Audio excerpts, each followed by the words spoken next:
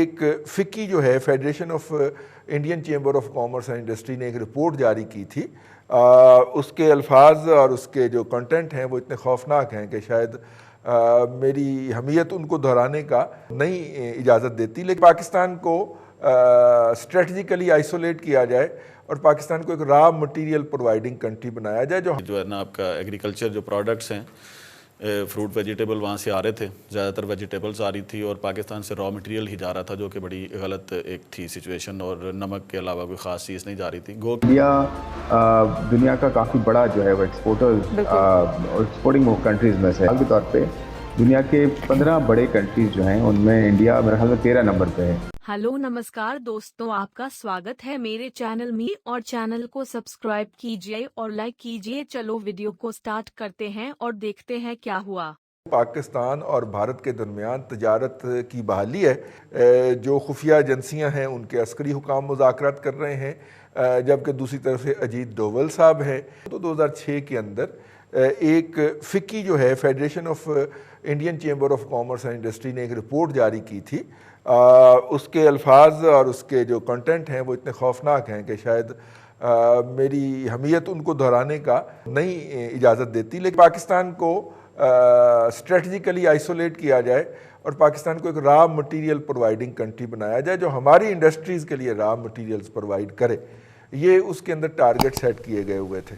और जब हम जिप्सम के और नमक के और इस तरह की दूसरी चीज़ों के ट्रकों की लाइनें लगी हुई देखते हैं वाघा के ऊपर, तो हमें लगता है कि वो उस पॉलिसी की इतलाक़ के ऊपर, इम्प्लीमेंटेशन के ऊपर गामज़न है। हमारी इससे पहले जो ट्रेड हो रही थी वो ज़्यादातर ये जो है ना आपका एग्रीकल्चर जो प्रोडक्ट्स हैं, फ्रूट वेजिटेबल वहाँ से आ रहे थे, ज़्यादातर वेजिटेबल्स आ रही थी और पाकिस्तान से रॉ मटेरियल ही जा रहा था, जो कि बड़ी गलत एक थी सिचुएशन। और नमक के अलावा कोई ख़ास चीज़ नहीं जा रही थी। गो के हमारी 10 चीज़ें थी, उनकी 116 चीज़ें जो पाकिस्तान आ रही थी। जो उनकी चीज़ें आ रही थी वो शायद 50% अभी भी आ रही हैं वाया दुबई। रॉ मटेरियल हैं फार्मास्यूटिकल के, वो तो खैर ऑलरेडी वो डायरेक्ट भी अभी अलाउड हैं। उसका हमें नुकसान होता है वो अफ़गान ट्रेड के हवाले से जो चीज़ें डंप हो जाती हैं पाकिस्तान में, उसका एक नुकसान है कि जो पाकिस्तान में अगर खुलेगी तो फिर अफ़गान ट्रेड भी खुल जाएगी। अगर गवर्नमेंट उसके ऊपर ज़्यादा तवज्जो नहीं दे रही कि जी फार्मास्यूटिकल का जो रॉ मटेरियल है वो यहाँ लोकल बनाना चाह रहे हैं जो इंडिया से आता है, तो गवर्नमेंट उसकी अप्रूवल, उसकी पॉलिसीज़, उसकी प्लानिंग अभी तक नहीं कर पाई है। चूँकि गवर्नमेंट को ये इस काम की फुर्सत ही नहीं है कि जी हमने लोकल इंडस्ट्री को डेवलप करना है, ये लोकल इंडस्ट्री के लिए कोई प्लानिंग और पॉलिसी देनी है। तो इस तरह की कोई पॉलिसी गवर्नमेंट ना दे सकी है और ना ही अलाउ कर रही है, बल्कि रोड़े अटका रही है कि जी इंडिया की फ़िक्की ने भी इस बात के ऊपर कहा कि जी पाकिस्तान को सिर्फ रॉ मटेरियल सप्लायर बना दें और वो ट्रेडर के तौर पर काम करें, वो उसकी मैन्युफैक्चरिंग और जो चीज़ें ना हो। तो चाइना के साथ भी माशाल्लाह ऐसी ही पॉलिसी है।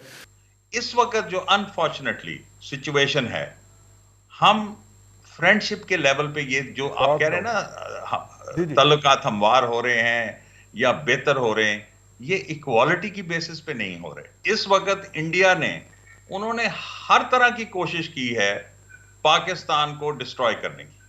एक तरफ आपके ऊपर FATF का फंदा डाला हुआ है, लेकिन ये तो डायरेक्ट आपकी इकोनॉमी को डिस्ट्रॉय करने के लिए इन्होंने ये इकदामात किए हैं।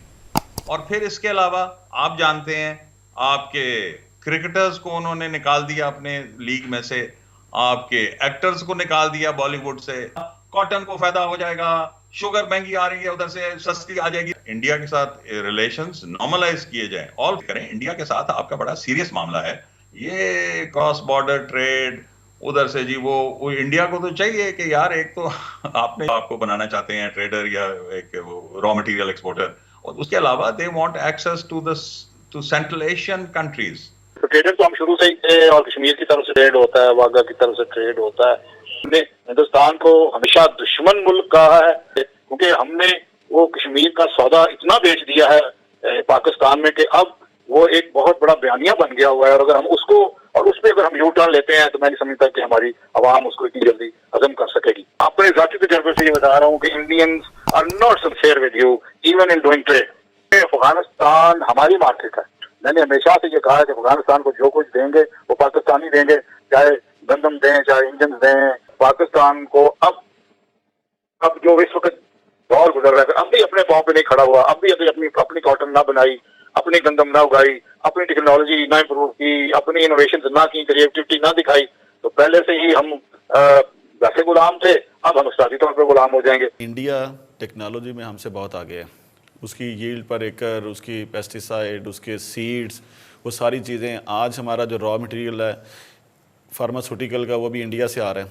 करें तो मुल्क का जो तिजारती खसारा है वो कदर कम हुआ है, क्योंकि इन ममालिक से दरामदात में भी कमी आई है। तो सिर्फ ये हमारे मुल्क की बात नहीं है, दीगर ममालिक की जो है वो एक्सपोर्ट्स भी कम हुई हैं। इसी ख़ासकर इंडिया में बहुत ज़्यादा इम्पैक्ट आया है, और इंडिया दुनिया का काफ़ी बड़ा जो है वो एक्सपोर्टिंग कंट्रीज़ में से के तौर पे दुनिया के 15 बड़े कंट्रीज़ जो हैं उनमें इंडिया मेरे ख्याल में 13 नंबर पे है, जो कि सर्विसेज एक्सपोर्ट करता है और ट्रेड एक्सपोर्ट भी, उसमें गुड्स एक्सपोर्ट भी काफ़ी ज़्यादा है उसका। तकरीबन 4 से 5% हिस्सा है पूरी दुनिया के जो एक्सपोर्ट्स में उसका। साहब, भारत के साथ ट्रेड की बात हो रही थी, खित्ते की तिजारत में अपना हिस्सा बढ़ाने के लिए आप क्या समझते हैं, भारत के साथ अच्छे ताल्लुकात की कितनी अहमियत है? और इंडिया के साथ नेचुरली होना चाहिए। इंडिया के साथ इसलिए इकनॉमिक रिलेशंस बनाने चाहिए। देखें, जहाँ पे डिसएग्रीमेंट्स हैं वो अपनी जगह हैं, उनको हमें प्रायोरिटाइज करना है नेचुरली, उस पर हम कॉम्प्रोमाइज़ नहीं कर सकते, लेकिन हमें साथ साथ ये देखना है कि दोनों तरफ की आवाम जो है,